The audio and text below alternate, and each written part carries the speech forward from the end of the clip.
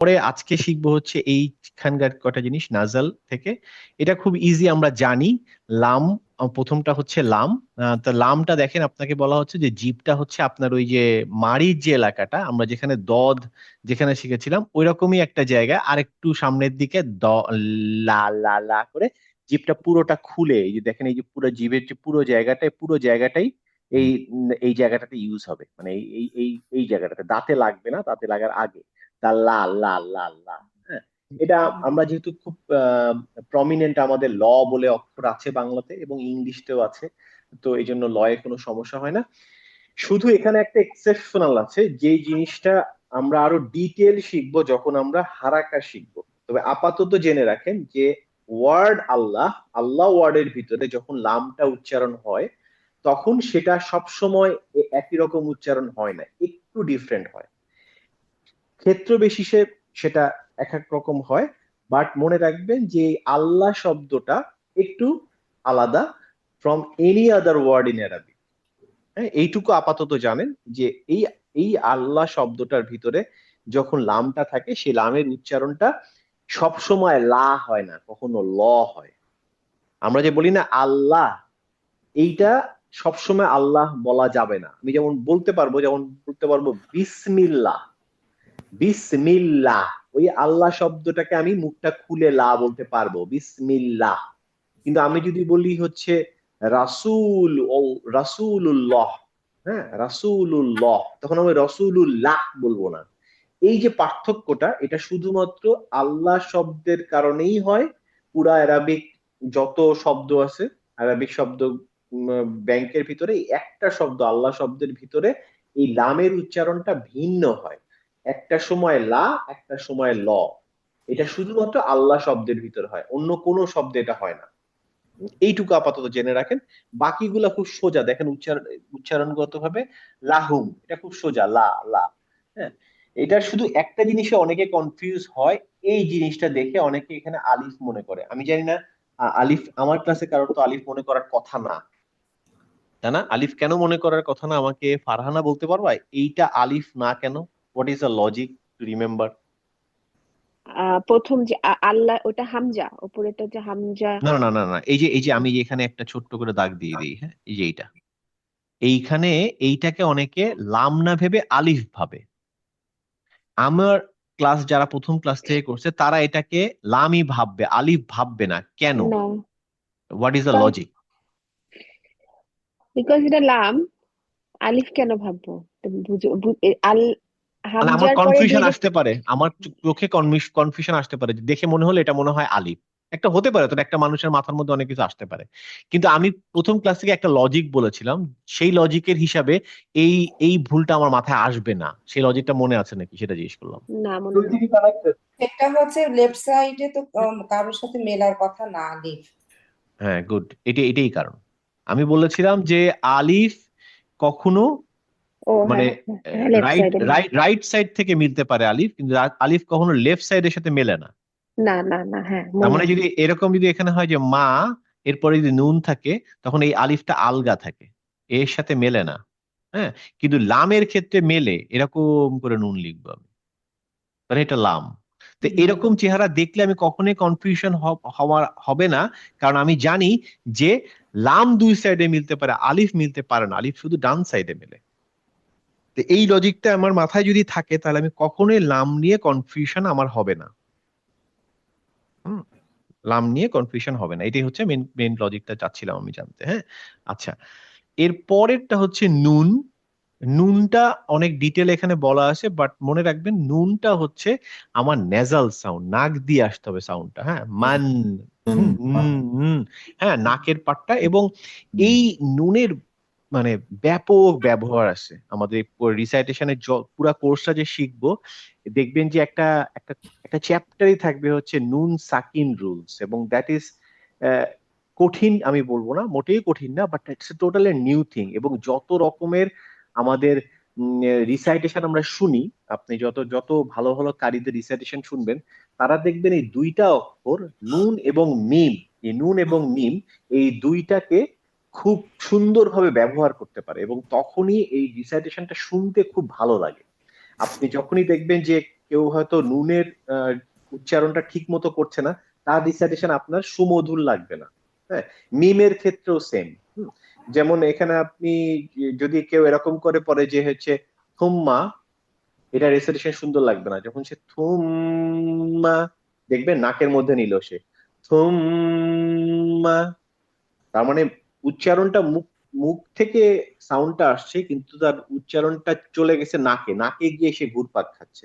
যেমন আমি যদি বলি ইন্না, দেখেন আমি কিন্তু শুধু ইন্না বলি নাই, নাকের মধ্যে নিয়ে আমি ওখানে একটা নাকের মধ্যে নেজাল সাউন্ড নিয়ে আসছি।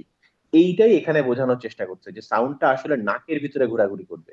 যদিও আমরা বলি হচ্ছে ইন্না ইন্না, কিন্তু আসলে আমাকে নাকের ভিতর থেকে সাউন্ডটা আনতে হবে। ইন্না, এই যে আমরা আগে যখন যারা গান গেতো তখন বলতাম না যে এই লোকটা নাকে তুলে গান গায়, তার মানে সব সব গান নাকে তুললে একটু সুমধুর শোনানোর চেষ্টা করে, আসলে তার সুর আসে না। তো অ্যারাবিকে আমরা যখন রিসাইটেশন করব, যেসব জায়গায় নুন এবং মিম থাকবে সেগুলো আমরা নাকে তুলে উচ্চারণ করব। হ্যাঁ, কিছু কিছু জায়গায় করতে পারবো না, সেই রুলস গুলো আমরা শিখবো, বাট এই নাকের খেলাটা খুব বেশি হবে এখানে। হ্যাঁ, তো নেজাল ইজ ভেরি ইম্পর্টেন্ট। এখন এই উচ্চারণগত নুনেও কোনো সমস্যা নেই, যেহেতু আমাদের বাংলা ভাষায় ন আছে এবং ইংলিশতে এন আছে, so there is no harm যে আমরা এটাকে কম্পেয়ার করবো, একই জিনিস। হ্যাঁ, প্রবলেমটা হয় অনেক সময় দেখাতে ভুল হয়। দেখাতে কিরকম ভুল হয়, এইটা হচ্ছে নুন, এটা হচ্ছে নোক্তাটা মাথায়, আরেকটা অক্ষর আছে সেটা হচ্ছে নোক্তাটা নিচে, সেটাকে বলে হচ্ছে বা। আমরা এখনো শিখি না, নেক্সট ক্লাসে বা তারপরে ক্লাস শিখবো বা। এই বা এবং নুনের মধ্যে অনেকে কনফিউশন করে ফেলে, নোক্তা নিচে ওপরে। হ্যাঁ, তো নুন সবসময় নোক্তা ওপরে হবে। আর একটা অনেকে কনফিউশন করে, যেমন এই যে এইটাতে, এইটাতে দেখেন এখানে কি করে, এখানে প্রথমটা হচ্ছে নুন, আবার এখানে যে ক্ষয়ের উপর যদি এখানে একটা নোক্তা থাকতো তখন সে ভাবতো যে এটা মনে হয় নুন, কিন্তু আসলে ওটা খ। তো এই যুক্তাক্ষরের ক্ষেত্রে খেয়াল রাখতে হবে যে আমার ডান দিকেরটা কি, সেটার থেকে আগে চিন্তা করতে হবে যে এটা হচ্ছে নুন। তারপরে যদি এখানে আরেকটা নুন থাকে তখন এটা তাহলে খ, তাহলে প্রথমে নুন পরে খ। তো নুনের ক্ষেত্রে উচ্চারণে কোনো সমস্যা নেই, বাট দেখার ক্ষেত্রে অনেকে ভুল করে বসে।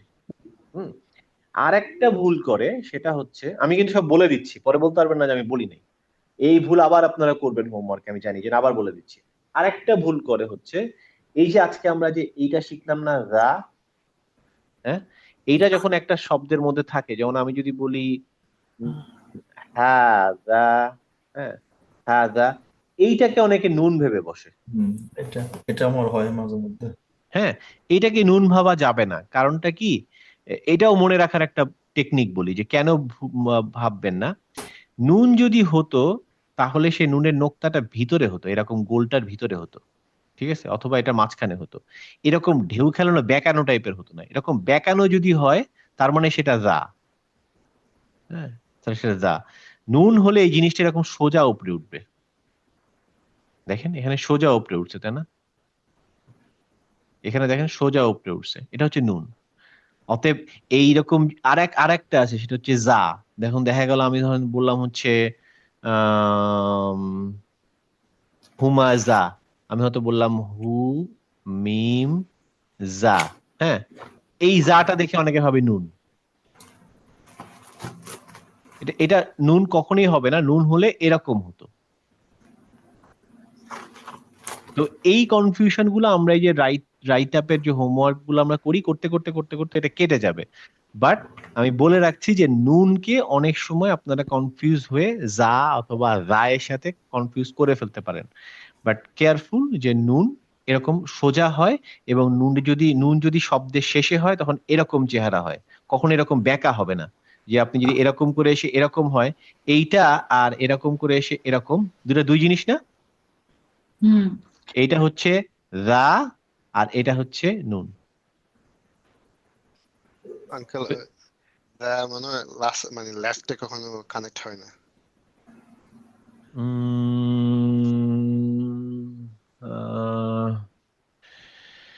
কনফিউশনে ফেলাই দিলেন, দেখে নেই, হতে পারে আপনি হয়তো ঠিক, আমি মনে করতে পারতেছি না।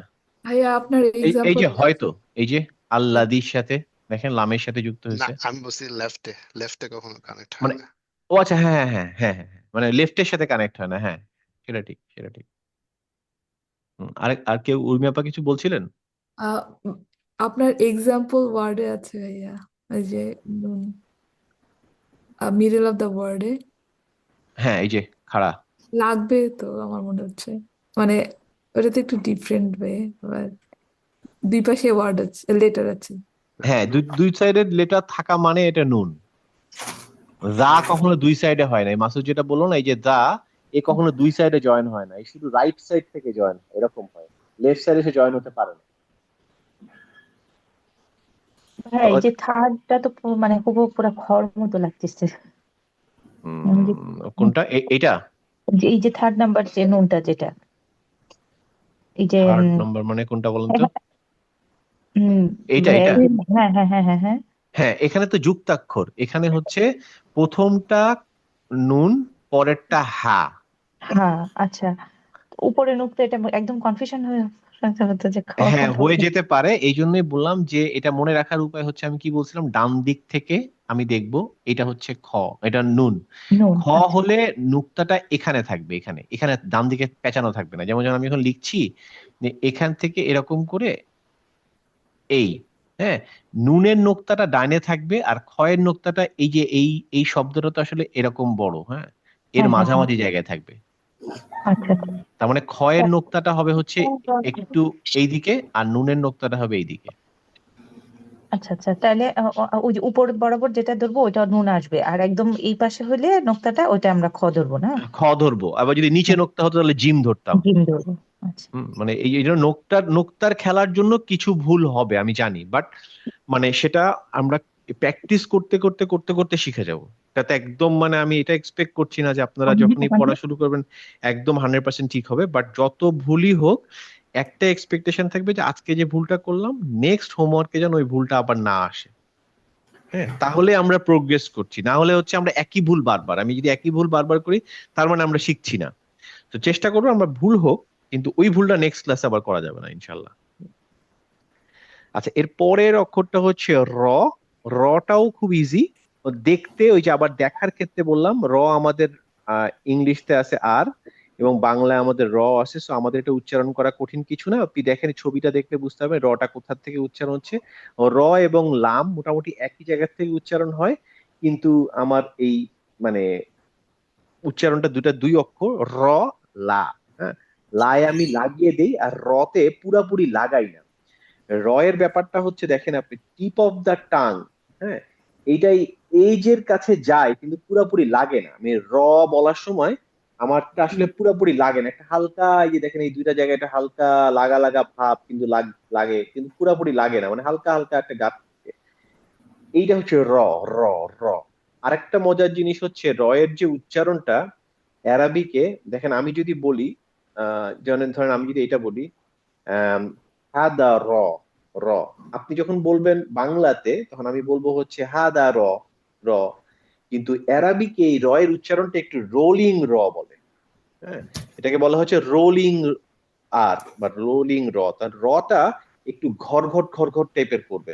যেমন ধরেন আমি যদি বলি বাক্কা র, হ্যাঁ, বাক্কা র, এরকম একটা সাউন্ড হবে। হ্যাঁ, হা দ র, হা দ র। হ্যাঁ, যত রোলিং করতে পারবেন তত ভালো। রোলিং করতে না পারলে অসুবিধা নাই, বাট অনেকটা রোলিং হবে, যে মানে আমাদের বাংলা ভাষার রায়ের মতো না, যে রা রা রা না, র অনেকটা ডয় শূন্য র এর মতো।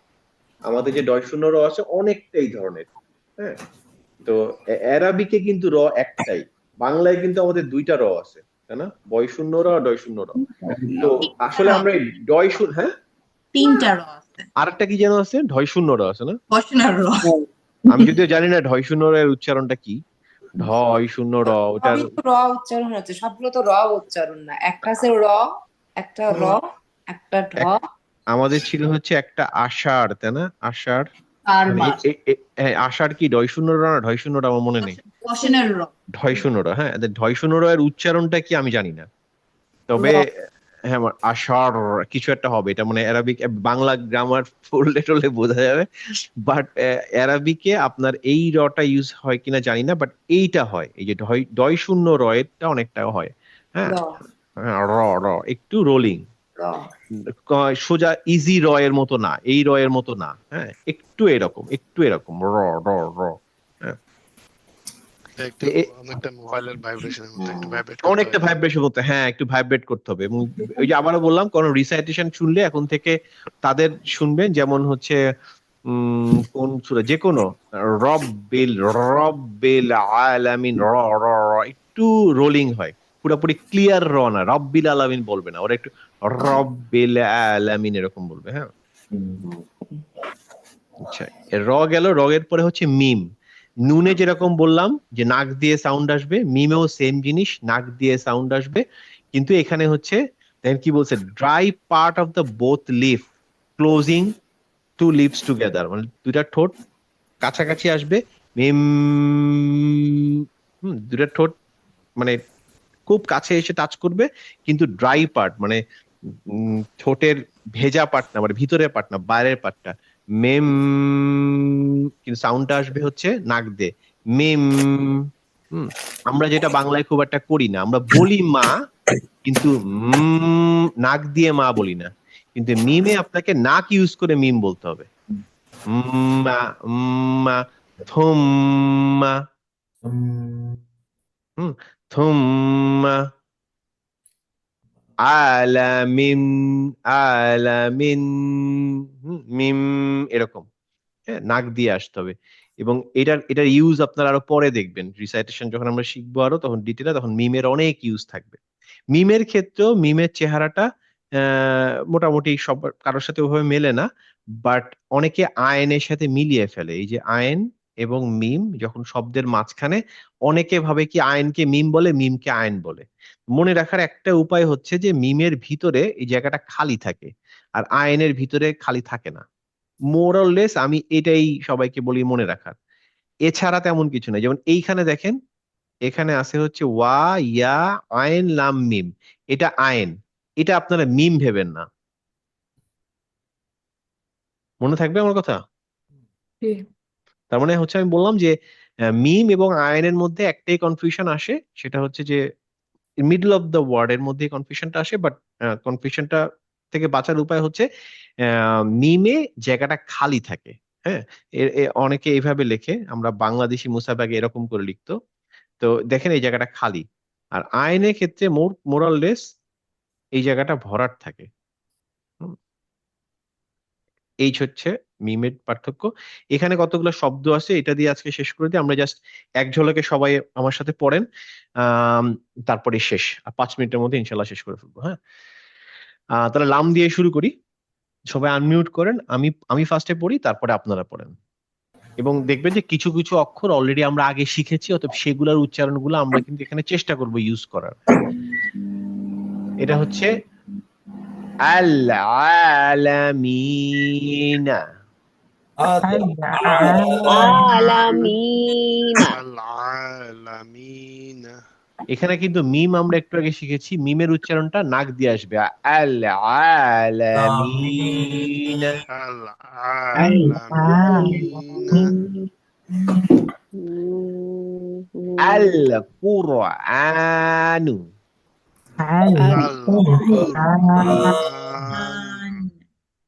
আল কুরআনু। আলাইহিম, আলাইহিম। দেখেন মিমে কিন্তু নাক দিয়ে আসবে, আলাইহিম, আলাইহিম, আলাইহিম উনজিলা, উনজিলা। এই নুনের উচ্চারণটা নাক দিয়ে আসবে, উনজিলা। উনজিলা। আচ্ছা, এরপরে আসে আমরা নুনে পড়ি, এখানে লামের উচ্চারণটা হবে না, কেন হবে না এটা আমরা পরে শিখবো, আপাতত মনে রাখেন আন্নাসি, আন্নাসি। পরেরটা হচ্ছে আল খন্নাসি, আল খান্নাসি। আনতুম, আনতুম। ওয়ায়ামনাউনা ওয়ায়ামনাউনা আইনের উচ্চারণটা গলা ভাঙা ওয়ায়ামনাউনা ওয়ায়ামনাউনা আচ্ছা রয়ে কি হবে রোলিং হবে রব্বু আমি কিন্তু কেন তোমাকে আমার চেস্ট আমি করতে হয়? I আমি don't কিন্তু like it. আমি কিন্তু রাব্বু বলবো না হ্যাঁ আমরা বলবো হচ্ছে রব্বু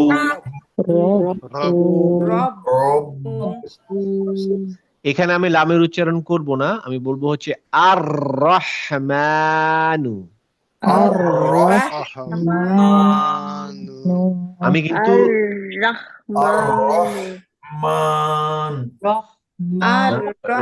রটাকে আমি রোলিং করছি দেখেন আমারটাকে শুনেন হ্যাঁ বিশারদ ভাই ঠিক আছে আর রহমানু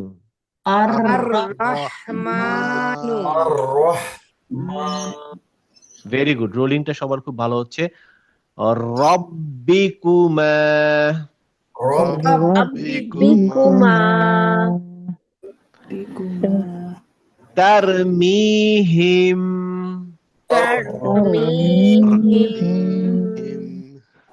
গুড ভালো হয়েছে এবার আসেন মিম মিমের সাথে একটা আলিফ আছে হালকা একটু টান হবে মালিকি এখানে সবই এখানে আর রহমানি আর-রাহমানি আল মুস্তাকিমা আল-মুস্তাকিমা মুসাদ্দি সরি মাসাদ্দি মাসাদি মাসাদ্দি বললাম কেন মাসাদি হবে, sorry। মাসাদি মাসাদি মাসাদি আসলে আমরা এটা ইউজ করি কোন সূরায় ইউজ করি কে বলতে পারবে না না ক্লাসে আছে না সূরা ইখলাস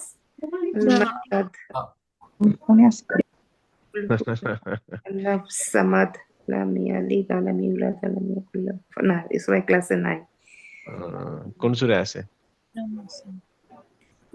সূরা লাহাব সূরা লাহাবে আছে লাহাব মাসাদ মাসাদ ওখানে একটু মাসাদ হ্যাঁ যখন ওটা কেন ধাক্কা দিতে হয় সেটা আমরা একসময় জানবো সেটাকে বলে কলকলা বলে একটা রুলস আছে সেই রুলসে যাও হ্যাঁ আমার একটা কোশ্চেন আছে হুম এই যে তুমি লেফট লামের নিচের যে লাস্ট ওয়ার্ডটা তুমি পড়লা হচ্ছে উনজিলা এখানে নুনে গিয়ে যে আমি স্টপ নিব এই রকম কোনো হরফ নাই যেটাকে বলে কি জানি বলে না হারাকা নাই নাই তো ওটা কি বাই ডিফল্ট তুমি এমনি উচ্চারণ করলা বা আমি কি এরকম পাবো যেখানে এরকম থাকবে না গুড কোশ্চেন এটা আমরা শিখবো এটাকে বলে হচ্ছে সুকুন বলে একটা চ্যাপ্টার থাকবে সুকুন হ্যাঁ সুকুন হচ্ছে যখন আমরা শিখবো সুকুন তখন এটা আরো ভালো করে জানবো আপাতত যেহেতু জিজ্ঞেস করে ফেললা তাহলে একটু বলে দেই সেটা হচ্ছে যে সুকুন মানে হচ্ছে যে হারাকা বাদে কিছু একটা যেমন আমরা হারাকা বলতে কি বুঝি আমি কিন্তু প্রায় বলি হারাকা মানে হচ্ছে ফাথা একটা যদি কাসরা অথবা দাম্মা এই তিনটাকে বলি হচ্ছে হারাকা বাদে যদি কোনো অক্ষরের উপরে কিছু থাকে সেইটা আমরা শিখবো হচ্ছে সুকুন আচ্ছা এখন তোমার কোশ্চেন হচ্ছে যে এখানে তো কোনো হারাকা নাই যেমন হামজার জন্য আছে লামের জন্য আছে জায়ের জন্য আছে কিন্তু এর তো কিছু নাই কিছু না থাকাটাও হচ্ছে সুকুন আচ্ছা যার উপরে কিচ্ছু নাই তার উপরে সুকুন আছে এটা আমরা সুকুনের ক্লাস যখন করব তখন আমরা আরো বারবার করে একই কথা বলবো বাট মনে রাখতে হবে যার উপরে কিচ্ছু নাই তার উপরে সুকুন আছে যেমন এখানে দেখেন এই ইয়াতে কিছু আছে সুকুন মিনিং কিভাবে যুক্ত করা মানে সংযোগ করা না সুকুন মিনিং মানে যুক্ত করা না সুকুন মিনিং হচ্ছে যে ওইখানে এসে ধাক্কা খাওয়া মানে ধরেন আমরা বললাম হচ্ছে আমতা এই যে আন বললে নুনের কোনো সুকুন নাই কোন কিছু নাই সুকুন আছে তাহলে আন আবার এই যে ধাক্কাগুলো দিচ্ছেন যে অক্ষরটার উপর ধাক্কা দিচ্ছেন সেটা হচ্ছে সুকুন অক্ষর কাল নেক্সট ক্লাসে আমাদের পরীক্ষাটা হবে হ্যাঁ নেক্সট ক্লাসে হোমওয়ার্ক এই 4টা লেটারে নাকি না না, এখন হোমওয়ার্ক তো আমরা সবসময় সব অক্ষর যতগুলো আমরা পারি ততগুলা। না, নতুন শিখলাম আমরা আরো। নতুন শিখলাম এই 4টা তো অবশ্যই চারটা। যুক্ত হবে। হুম, 24 হবে। 24 হবে। হ্যাঁ, আমার মনে হয় নেক্সট ক্লাসে আমরা সব অক্ষর শেষ করে ফেলবো, আর কোনো সবগুলো থাকবে না। নেক্সট ক্লাসে মানে বুধবারে ইনশাআল্লাহ সব ঠিক থাকলে আমরা পরীক্ষা নিয়ে আমাদের অ্যালফাবেট শেষ হয়ে যাবে। হুম, হুম। ভাইয়া বুধবারে কি 7 o'clock হবে না 7:30-তে? 30 নাকি? 7:15 শুরু করবো এসে, কিন্তু ক্লাস নিব না, হয়তো 7:15 হয়তো এই যে হোমওয়ার্ক টোমওয়ার্ক আলোচনা করে 7:30 একদম শার্প শুরু করবো। ইনশাআল্লাহ। কারণ এর আবার মাগরিব আগিয়ে আসছে তো, হয়তো মানে হ্যাঁ। হয়তো মাগরিবের পরেও একটু বসতে হতে পারে, দেখি কি হয়। হয়তো 5-10 মিনিট বসতে হতে পারে। হ্যাঁ, আমি বের হয়ে গেলাম।